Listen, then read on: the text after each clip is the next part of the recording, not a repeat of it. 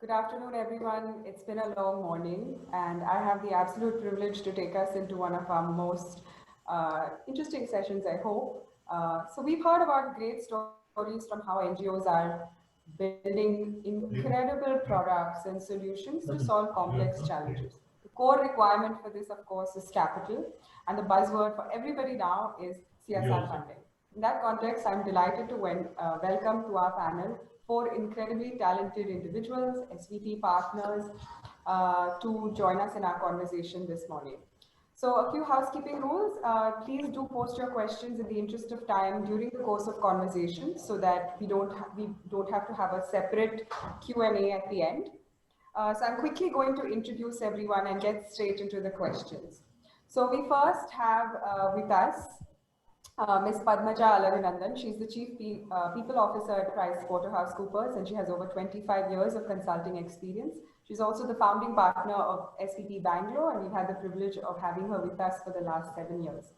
We then have Mr. Arshad Syed, who's the President and Head of Fidelity India Investments. He leads a team of 7,000 people, and among the many philanthropic activities he does, he's also an SVP partner. We then have Mrs. Manjula Kalyan Sundaram, who's the MD of SBI Foundation, and she has been, prior to that, the EVP chair and HR of HR and Management Services at SBI Life. And finally, we have SVP Mumbai partner, Mrs. Zareen Commissariat, who not only leads the CSR function at Shapoorji Pallonji, but she also has extensive experience in the nonprofit space, working with NGOs both in Mumbai and across the country. So I'm very quickly going to start jumping into my first question, which is directed to Manjula. So especially in the context of what's going on, both in the regulatory environment and of course COVID, I'm keen to hear your insights on what specifically is SBI Foundation doing to reevaluate their CSR spending against the background of the pandemic. Yeah, thank you, Sanjana, and nice to meet all of you here. It's been a very informative and interesting morning listening to all the inspiring stories of your partners. SBI Foundation was set up as the CSR arm of SBI, where we do certain strategic CSR interventions. So our flagship programs, we have about 3 flagship programs in addition to the other programs we do on the other SDGs.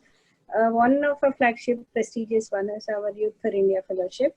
And also we have adopted a few villages in India. We call that project as our Gram Seva project. And we have another one, we call it the COE, Center of Excellence for Persons with Disabilities. Now, yes, your question was COVID related. COVID, as you know, has changed a lot of things for all of us. Looking at it now in the last 6 months, none of us ever thought that this would drag on so long. We thought, okay, it'll end in 15 days, it'll end in a month, it'll end in 2 months, but this has gone on. So as regards our flagship projects, I'm very happy and proud to say that our fellows, they continued to stay in their communities, that is the rural communities. They helped in the relief work. They helped teaching the communities how to handle this COVID. And they also continue to do their projects within the constraints in the respective locations. So all of these fellows have graduated, they have finished their fellowship for the 1920 batch. And I'm also happy to say that we have started the next one, which is the 2021 batch. We just started last week. We started the orientation program for the next batch. So I can't say that, you know, everything is going on as usual, but very happy that, you know, the young India, the youth of India is very resilient and responsible, and I have seen it myself and very happy about that. Gram Seva, yes, that is another project where we partner with grassroots NGOs, and there has been a lot of changes in the way that they are doing their project, and but most of them have adapted to the challenges which are there during this COVID situation. and the Center of Excellence for Persons with Disabilities. You know, these are the most vulnerable people now. So we have restricted all our activities to training them virtually, of course, on skills, on how to adapt, how to remain safe, and as well as on mental health. So that is continuing for now. And COVID, Sanjana, has also brought into focus the kind of gaps that we have in the healthcare. So, going forward, we need to do a lot on healthcare, on ramping up the infrastructure in healthcare. And to that effect, we have launched another flagship program on healthcare. We are partnering with other organizations in this, and we hope to be involved in all the activities where, especially for combating the COVID. As far as spending, major of our spending has gone towards COVID relief. We have utilized the SBI network for distributing masks, PPE kits, ventilators, a lot of health equipments, and going forward, I think we need to, we are also partnering for telecare and testing, and I hope we get to do something meaningful once the vaccination comes.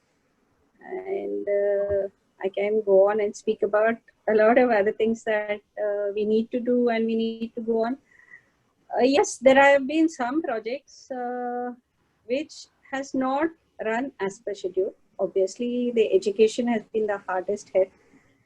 Education, because schools were not open, so many of the projects have been kind of reimagined, and a lot of things are happening online instead of actual physical training. But happy to say that everyone has kind of adapted themselves and got into the new normal. So I hope that we get to do things CSR in the new way of things, in the way that things work from now, because I'm not sure when the situation is going to change. So it is we who are in the CSR space, in the social sector, who will have to reimagine and accept that this is how the world is going to be and get along. Thanks. That's great. I will circle back with more questions. I already see the chat coming up. My next question is to Padmaja. What are some of the ways that you believe CSR can be reimagined to be more cutting edge, innovative, and not just a sort of compliance need? Hashtag PM Cares. I'm curious to know your thoughts. Thank you, Sanjana, and good afternoon to everyone. It's so great to hear all the wonderful stories and all the work that's happening around. I'm very humbled to be part of this forum. So I think to your question, one thing, if I just think about CSR, right? Today, when I think of most corporates, that whole element of purpose, it's very good to see that it's coming out much more strongly, right? For example, in our own organization, within maybe 2 weeks of the whole pandemic hitting us and the migrant issue, we just had so many people within the organization, all our staff, who started saying, what are we doing as an organization? How are we contributing? What are we doing? And maybe this is the reason. But one thing that's very good to see is that in most corporates, this whole sense that, there's a purpose, there's something we have to do beyond what we do every day is there. And more so when I look around at increasing asymmetry of income and opportunities, of just eroding trust in institutions. And that's happening around the world, not just in India. I just feel that corporate sector, private sector has a role to play, and we have to step up on it. What have the last few months taught us, and therefore how can we look ahead? Just some thoughts in terms of how do we reimagine some of the CSR. I think the first learning that all of us have had undoubtedly is just on the need for far more agility, right? As an example, in PwC Foundation, we didn't used to do much work with MSMEs. We typically used to work much more with the more marginalized groups. But now when we think of what is required, if we have to get the economy back on track, we have to drive livelihood for so many, workers, we realize that working with MSMEs, helping them stand up, get back on their feet is really important, right?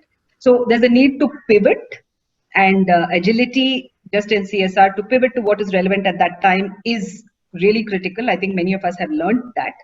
I know of others who are focused, let's say, on upskilling, right? That was the program focus of CSR. But then you realize that livelihood, health, education is so much more important.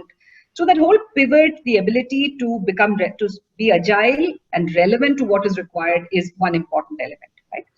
Maybe just two more thoughts from me, Sanjana.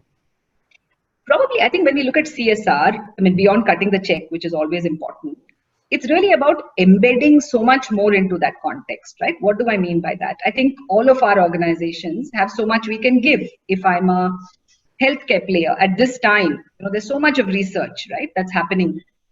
Okay, oxygen saturation is a good. There are early results which show that it's much better to start doing that versus wait till somebody goes on the ventilator. If it is in terms of distribution models, right? Someone in FMCG just trying to think through the TB vaccine program has taken a huge hit. So how do we work with Kirana stores and really channel that distribution network and maybe with ASHA workers and see how we can do that last mile connectivity. So there's just so much of organizational capability, individual capability that's there within, so many of our organizations, and that needs to come to the fore, right? So the check amplified with that capability, all the research, all that capacity coming to help society at a time like this, it's a huge, huge ripple effect. And there are so many examples of how each of us can do it. For example, I remember through SVP, we had actually supported some of our investee companies as PwC to help with how do you prepare your annual reports, right? So even something like capacity building within our investee companies, within the larger social sector, I think those are much bigger amplified impacts that CSR can have. Maybe one more point before I conclude. I think the power of partnership, right? Sometimes, a lot of NGOs do tell us that, CSR comes through as being a little siloed, right? Different organizations have agendas to drive. But I think in pandemics like this, maybe we realized it the first time during the Nepal earthquake, where when we were doing some work there, it was 6-7 corporates coming together that made a huge difference, right? Just in terms of building resilience in the local community. So when you have FMCG, which says, let's use our distribution network to reach essential supplies, you have someone from infrastructure who's looking at how do we help with the housing and, restoring all that damaged infrastructure. It's when 6-7 corporates come together that just that power of the partnership becomes so much more. So in times like this, and I think reimagining for the future, if you want to start building resilience in our communities, and that's what I think the last 6 months has shown us is what is needed, because there is so much fault line, right? You have migrant workers going back to their societies, to their villages, and then the community doesn't have enough resilience to be able to manage. So to do that, I think as corporates and CSR has to really come together in a partnership model. So if I were to just summarize, Sanjana, I would say agility, so that it's very, very contextual to what is needed versus, staying with the programs and projects. Second, much more embedding and staying engaged, right? We are, let's face it, we're all, and many of our, corporate citizens are a little removed from feeling some of the pain which is there. So much closer embedding, using the power of organizational talent really contribute and make a difference. And I think that will, in the medium term and long term, hopefully help us build a better society, because you'll have so many more people who are aware of what needs to be done. So many more people with more empathy, because they've actually experienced these things firsthand. And I can think of how much leverage something like that can provide to us as a country. So back to you, Sanjana. Thank you. That's fantastic food for thought, but it also opens up a whole other set of questions. I think particularly poignant is what you said about, pivoting to look at MSMEs, but then it also, neglecting one, sort of opens up a whole range of other challenges and problem statements that are under addressed. So that's something to consider. My next question is to Zareen. What will CSR look like in 2021 and the years following? And given that a lot of the spending right now is in the COVID and healthcare space, what do you envisage as the core areas that you're going to evaluate your funding strategy, use how you're going to change your metrics, things like that?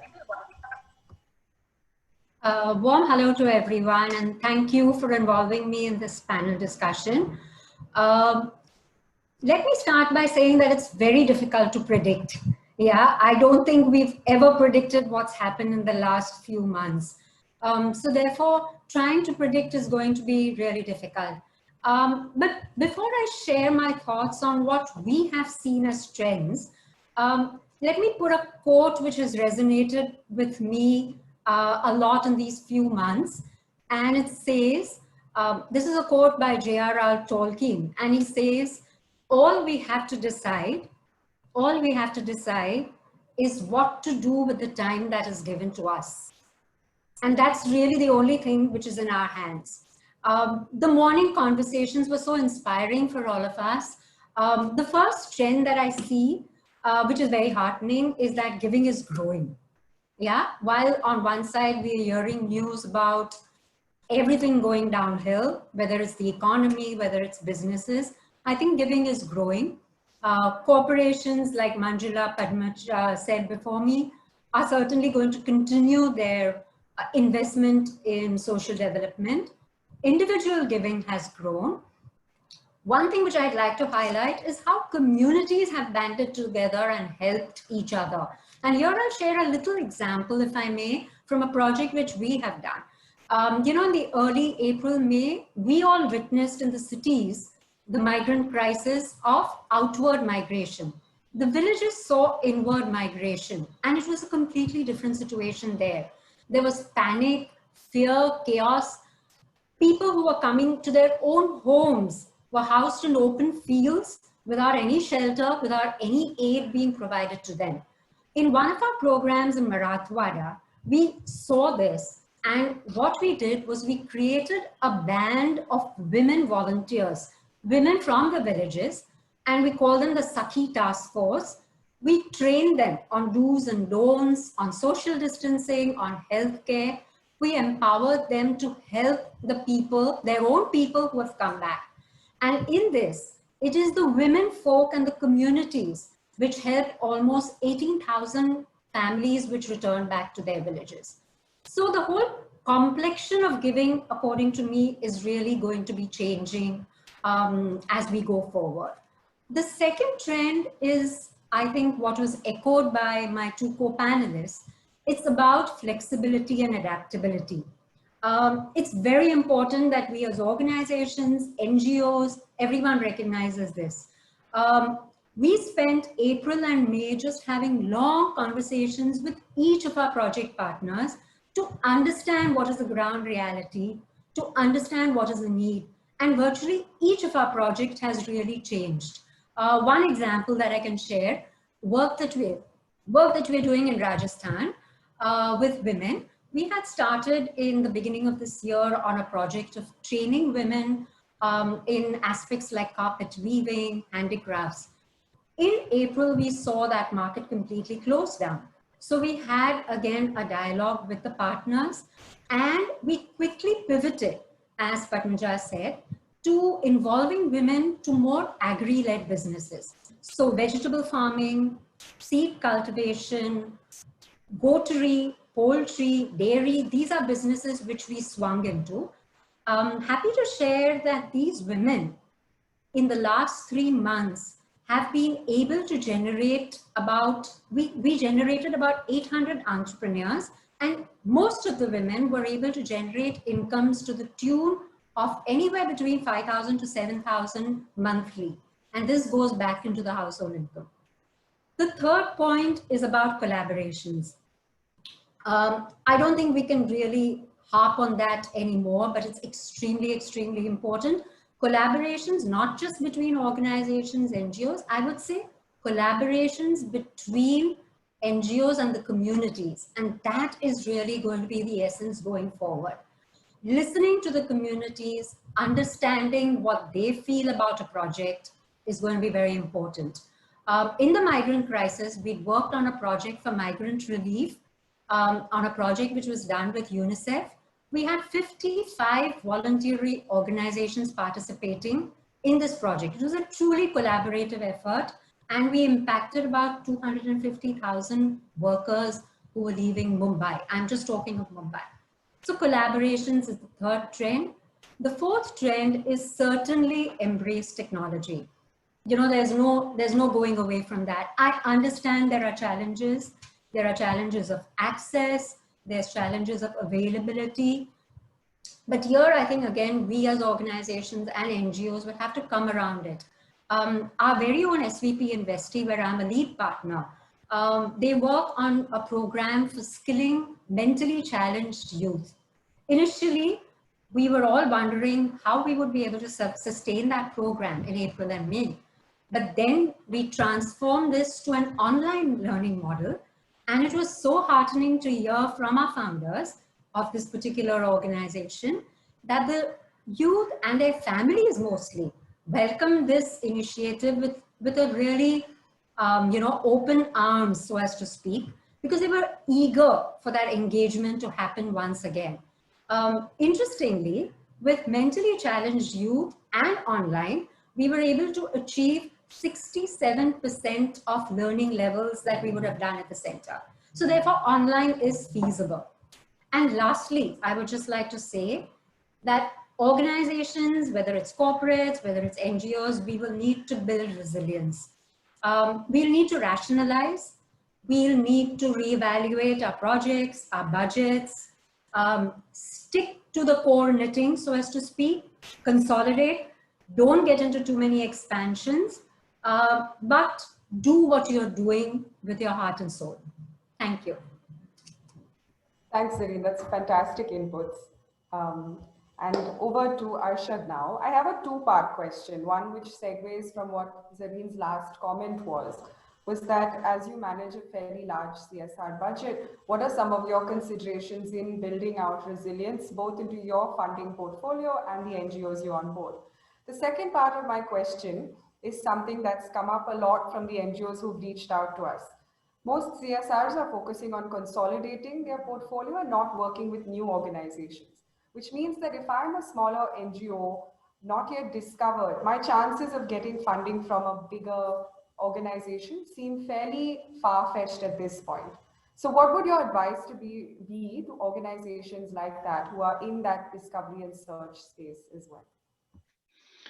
Thank you, Sanjana. First of all, thank you for giving me the opportunity to be on this panel. I think the stories just in the previous panel were really inspiring. I really loved many of those stories from the NGO founders and the SVB partners as well. And I do want to call out one thing is I want to say a sincere thanks to all the NGO founders and team members who are on the call, because they're doing an absolutely remarkable job in this era, in this times, to actually sustain themselves and support the communities around us. Coming to your first question, Sanjana, I'll tell you a little bit of our journey and the goods and the bads of the journey through the COVID crisis has been, like everyone else, I think we all pivoted to, and you asked a question on PM Cares, I think with the right passion and the right intent, everybody doubled down on, contributing to the PM Cares.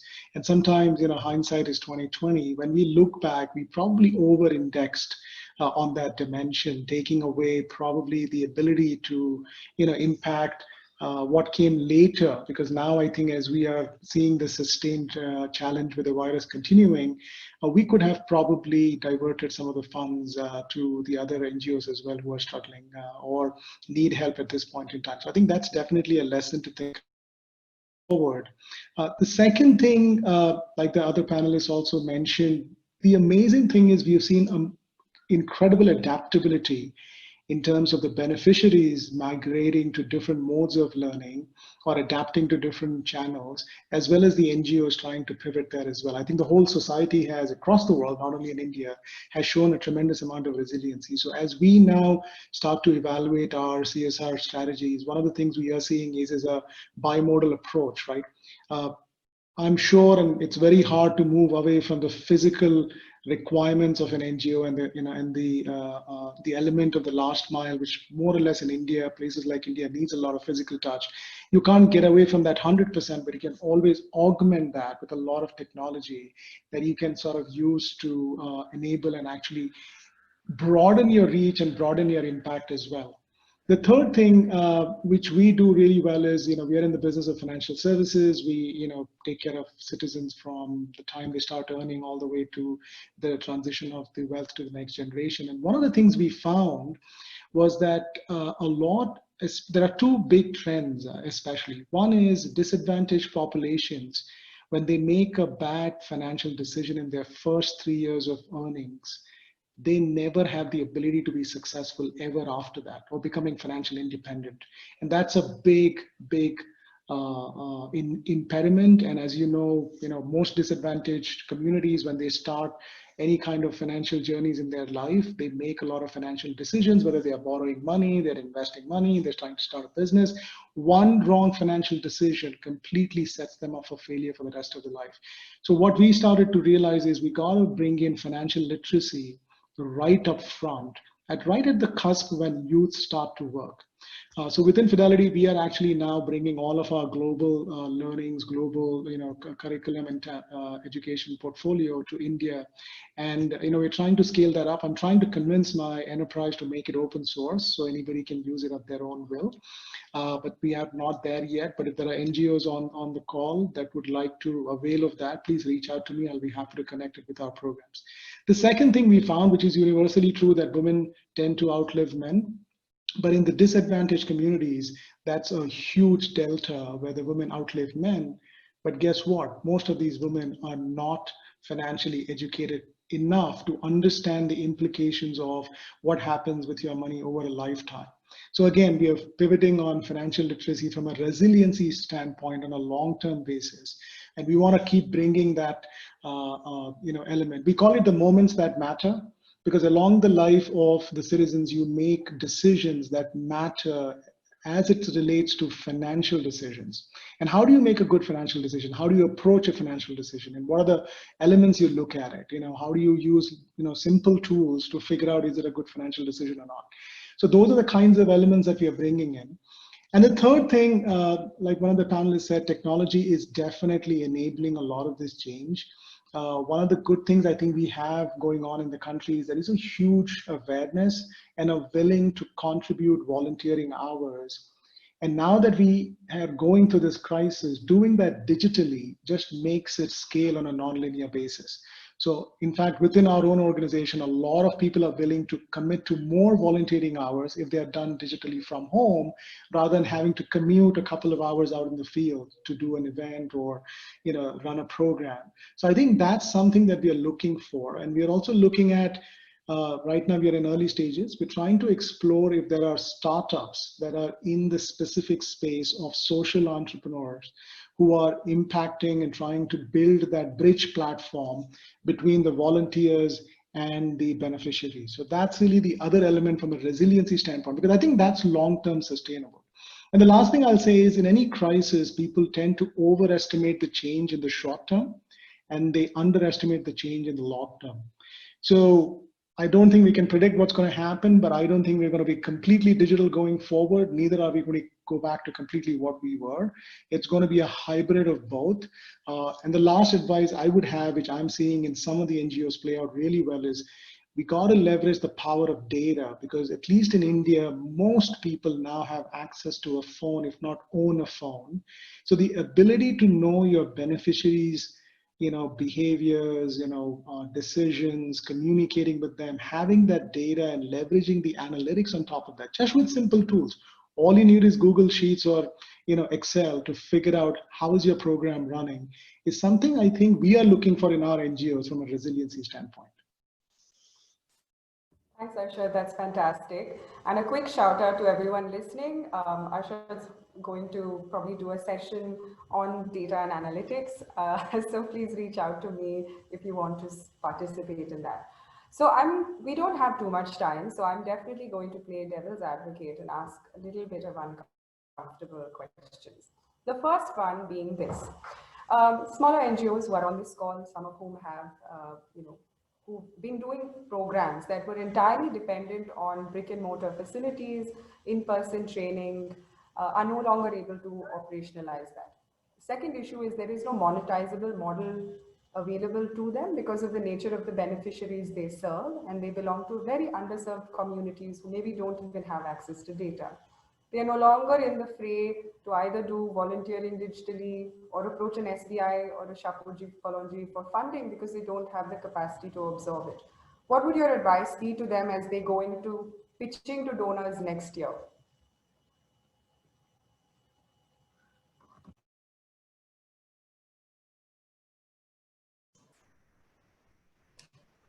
May I volunteer, Sanjana? Always, Zareen. Go for it. I know, though you said they can't go to Shapoorji Paranji. Okay, so everyone who wants to go there, ping me.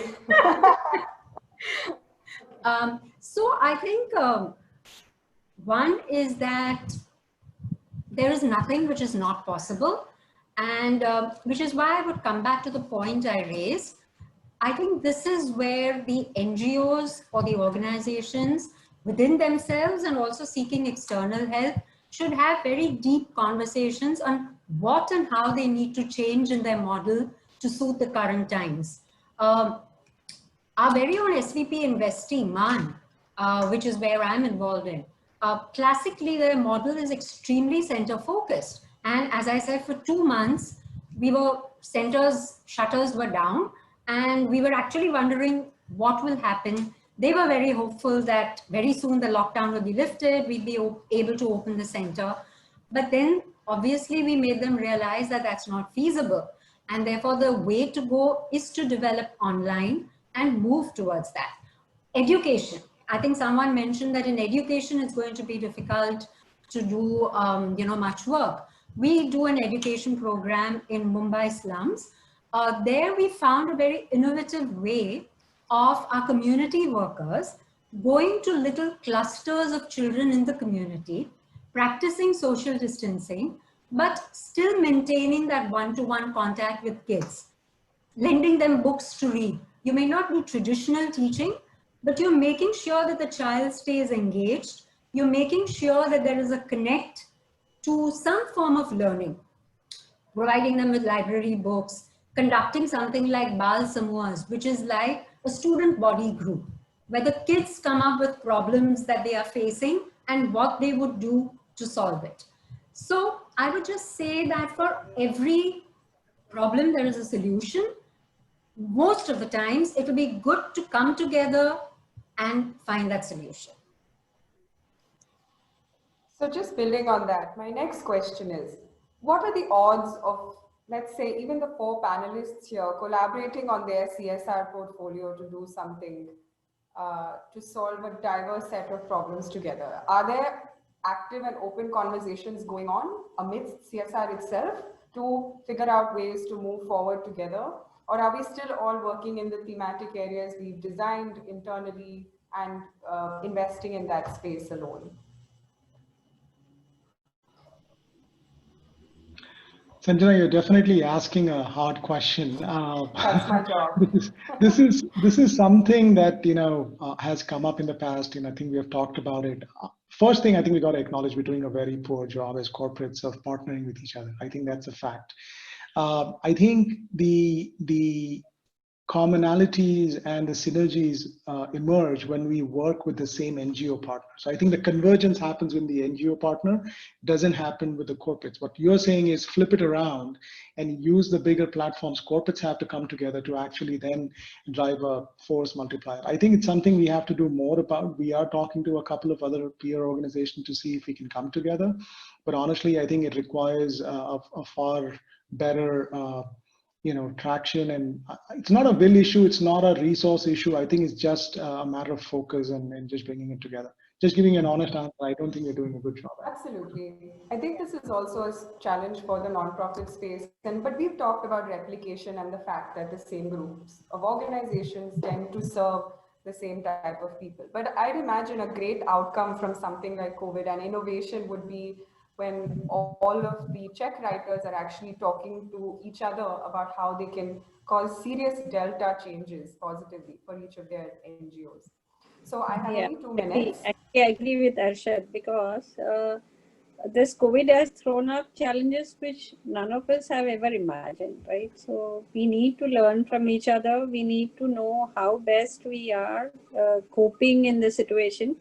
And finally, everyone is going to benefit from that. So like Arshad said, yes, we are not doing enough, maybe because it's been uncertain times, and we all the time at the back of everyone's mind is, when are we going to get back to normalcy? And slowly it's beginning to sink in that this is the normalcy, and this is how things are going to be for a few more, let me not say days, few more months to come.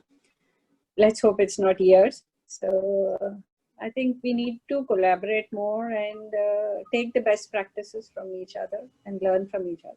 Yeah.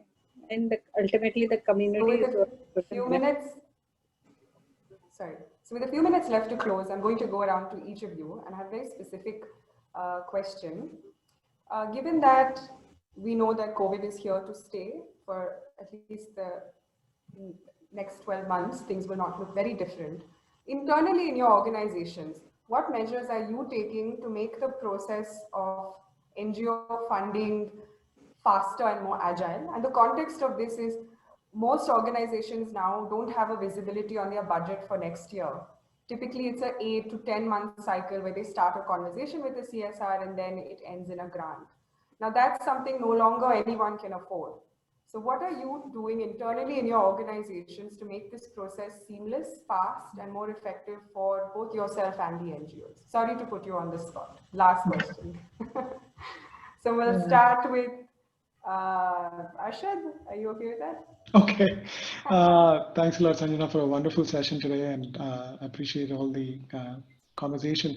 I think what we're doing is a couple of things. One is we have earmarked whatever NGOs we were supporting, we'll continue to support them for the next, foreseen future. So that is definitely a commitment that we have given to all of our partners. The second thing is we have also sort of set aside certain funding for absolutely brand new ideas, brand new NGOs, which fall within the thematic areas of livelihoods and financial literacy. We're saying any brand new ideas, because we do believe disruption will happen in these times. Some NGOs will come up with some very radically interesting ways of, non-linear impact. So we are keeping certain, elements of that there. And the third one is we're pivoting a little bit more to technology-based, NGOs. So I think those are the three things we're trying to do. Great. Zareen, Manjula, Padmaja, any thoughts on this? Maybe just a couple of things to add on. As Asha said, we're also trying to be as, we will ensure that we don't cut back on something that we had committed to. Maybe just two things I want to say. I think we are also upping the lever on volunteering, right? There's much more focus on being on the field. I know it's actually difficult at a time like this, but at least those who are involved in supporting, we want to have so much more focus to be on the field, because we realize that it is so context specific, right? When we look at the same issue, whether it was the Amphan issue, when it is replicated in another part of the country, the impact on the community is so different. So much more focus being on the ground to understand context and build that into how we support our NGOs. And second is, I think we want to look at more volunteering in addition to funding in different ways that we can support. So just 2 points to add on. Thanks, that's great. Manjula? Yeah, yes, like I said right at the first question, that we have our own flagship projects. So we do hope to continue it as like we've been doing over the years. And of course, the COVID has thrown up new challenges, new way of doing things, new sectors of communities which are affected. So we hope to work on those and see how quickly we can bring a difference to them. Thanks. Zareen, do you have any closing comments? So I just like to say that on our side, as corporates, we very often tend to have these very structured programs and processes and templates, which are set at the beginning of the year. We have given a carte blanche to each of our partners to completely spin that model, to do what is right, to do what is required, to even alter within the budget line items, alter what is necessary. Because we believe that the community is what we are working for, and therefore the community needs something, we will change. On that note, which is a fantastic answer, carte blanche to do whatever is required, I want to thank each of our panelists, extremely senior folks who've taken the time to join us this morning. We're absolutely privileged to have you share your thoughts with us. For a lot of people, access to this information and hearing from you is a real privilege. So thank you very much.